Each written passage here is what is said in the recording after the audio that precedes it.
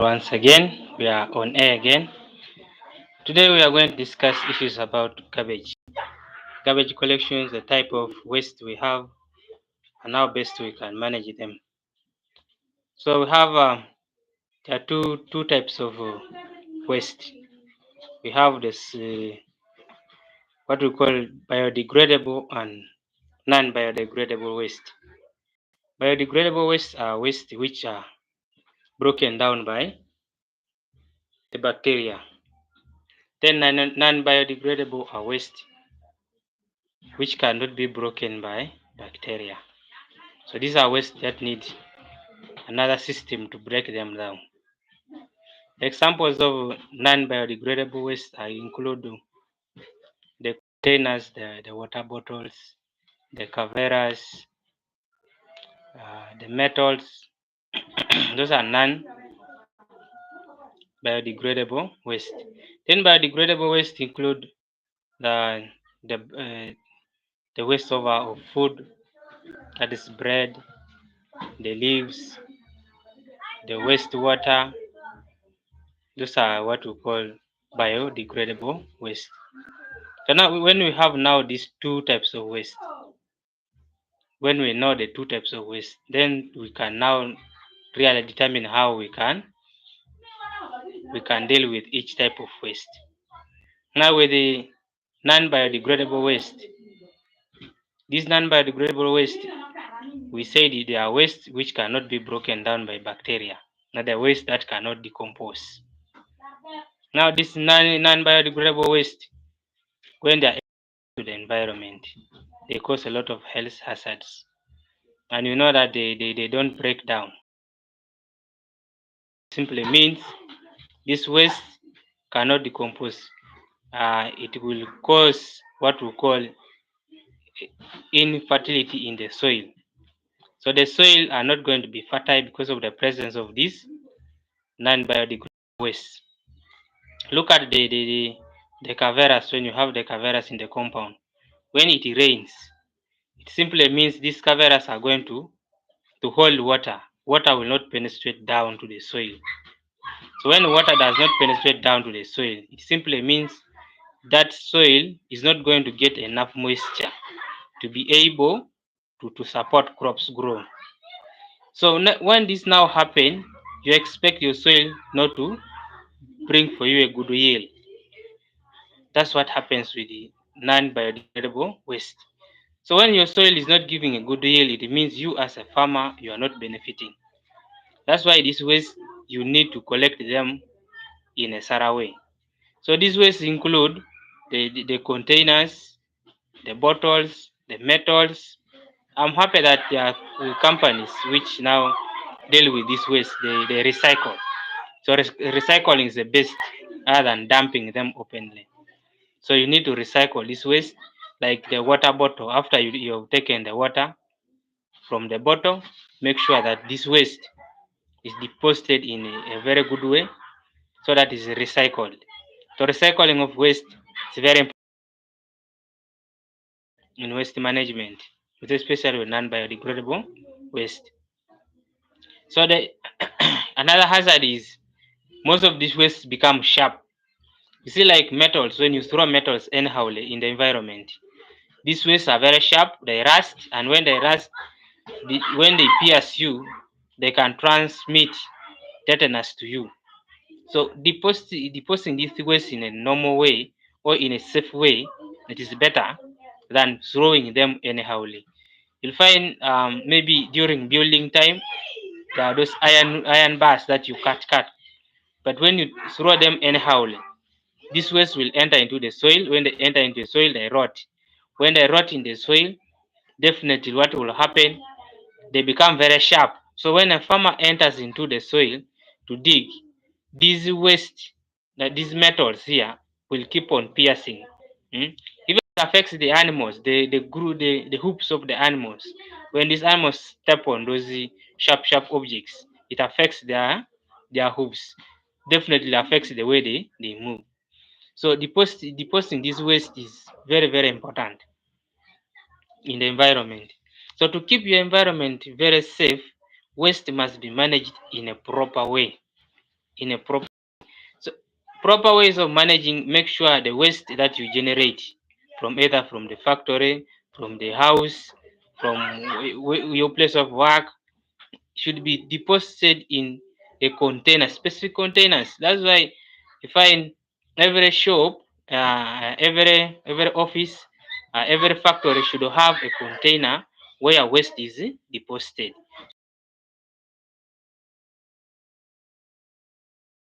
In the office, they should be able to deposit waste in a proper container, and these containers should be designed in the way that they handle the specific waste. So that is what we call non-biodegradable waste. Now, waste, when you throw waste to the lake, there's that behavior of people throwing waste to the lake, like the factories when they have those milling factories, their waste sometimes they throw to the lake. It is really very dangerous because with the lakes or rivers, humans also access the lakes or rivers. So the accessibility of humans to lakes or rivers, they will meet this waste. Now all the waste have a behavior of not what roasting. For them, they don't decompose because they are non-biodegradable. Now with a biodegradable waste, biodegradable is a waste that you generate and it decomposes by the actions of bacteria. So they recycle naturally. That's one what we call a biodegradable waste. They include the leaves, the bread, the bones, and the house waste. The house waste are those waste that maybe when you're sweeping, that kind of waste is biodegradable. But you need to properly deposit the waste. Proper disposal of this waste simply means you have to have a designated container. This container should be labeled. If it is a biodegradable, remember the biodegradable also has three categories. We have solid waste, liquid waste, gaseous waste. So when you're generating some like solid waste, the solid waste, you know that this one will be decomposable. If it is bread, if it is human feces, those ones are decomposable.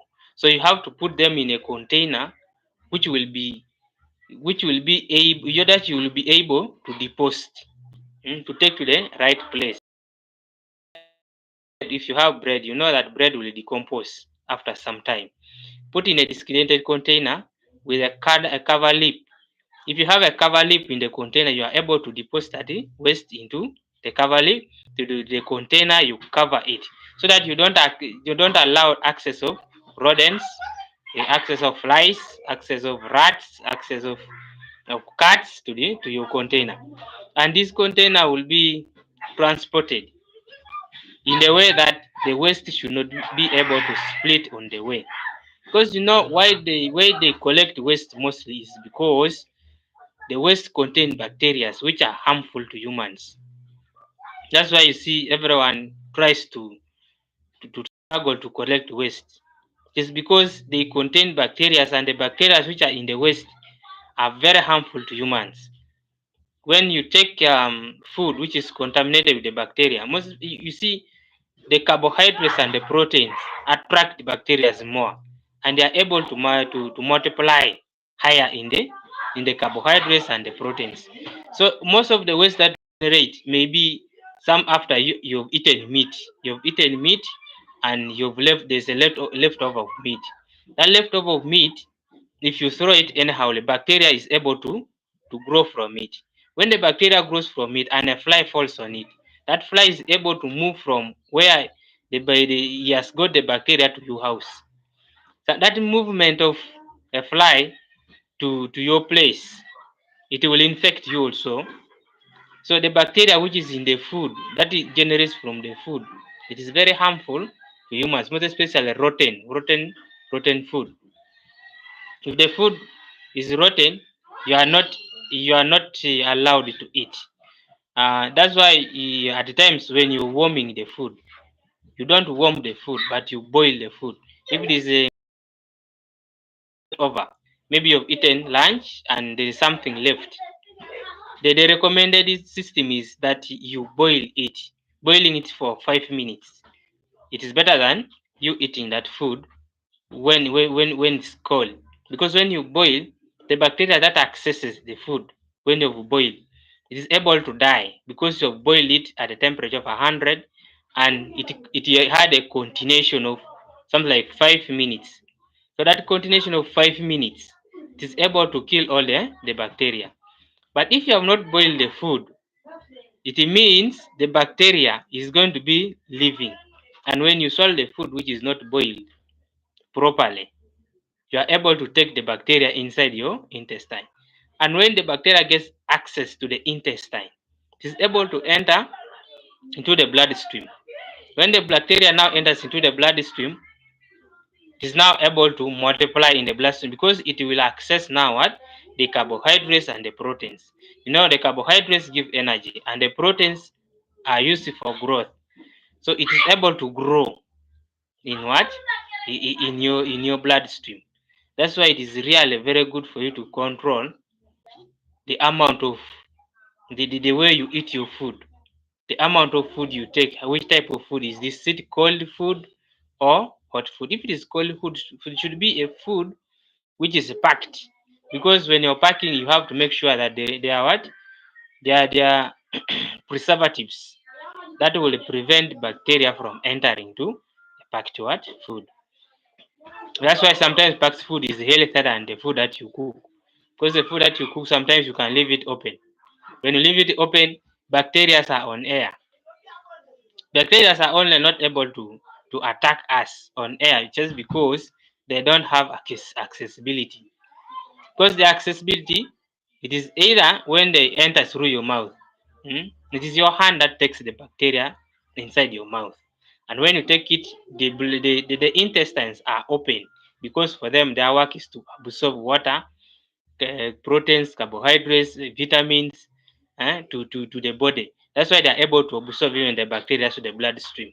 And when they enter the bloodstream, what happens is that they are able to multiply very fast. Why are they able to multiply very fast? Is because there is a source of energy for them, because the blood is rich of what? Energy. The energy that they feed on. So this biodegradable waste, when you put it in a container, make sure that you deposit it very fast. You don't allow biodegradable waste to stay in a container for 2 days or even 1 day. Or if you make it to stay for 1 day, it is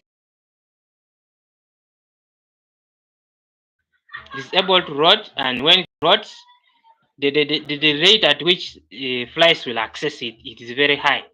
You know, always with something rotten, flies always access it very easily. So you need to be very careful of flies accessing your container, the waste container, the garbage that you have collected. Make sure you should have a lid that is covered tight. A tight lid will not allow any fly to enter into your container. And make sure when these people come who take the garbage, make sure that your garbage does not what? Link. When it links, it throws down the dust on the way. So the container should be sealed, should be free of holes that will cause linking. With the I've talked of solid waste, but with the liquid waste also, you have waste, liquid waste like the water that you bathe with, the water that you use for washing your utensils, the water that you use for washing your clothes, the water that you use for mopping your house. It is also called what? Waste, because at that time you don't need it. The water that you use for mopping the house, you cannot drink it, so it is a waste. The water that you use for bathing, you don't need again it in your house, so it is a waste. So proper disposal of these waters makes health to be standard. If you have a bathroom and your bathroom's septic soak pit is open, that means you're risking the entire home or even the entire community, because when your soak pit is open, you expect bacteria to grow from it. you expect flies to be visiting, you expect a smell to come out of what? Your soak pit. So you make sure that this water that goes from the bathroom to the soak pit.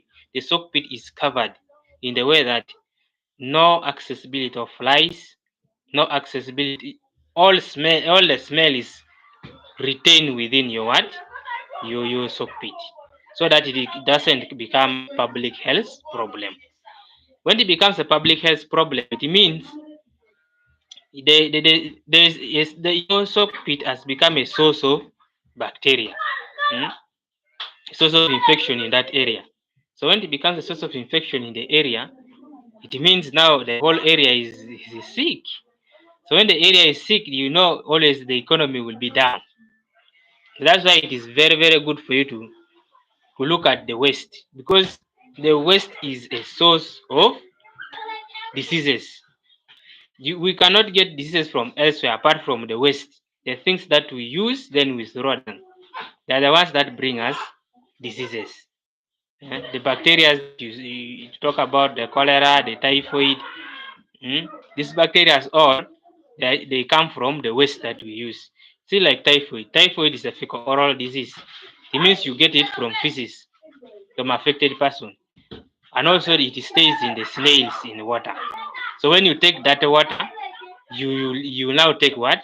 You take the typhi bacteria. When you take the typhi bacteria in the body, simply means you've got what? Typhoid. And the typhoid is going to be passed from the feces. So if there is improper disposal of feces, because feces is a solid waste, if there is improper disposal of feces, you now expect the typhoid to spread in the community rapidly, because they will be transferred by flies to the food, from the food to the mouth of a person. Not only to the food, even to your hand. Proper hand washing. That one you use water. There's what we call waterborne diseases and water related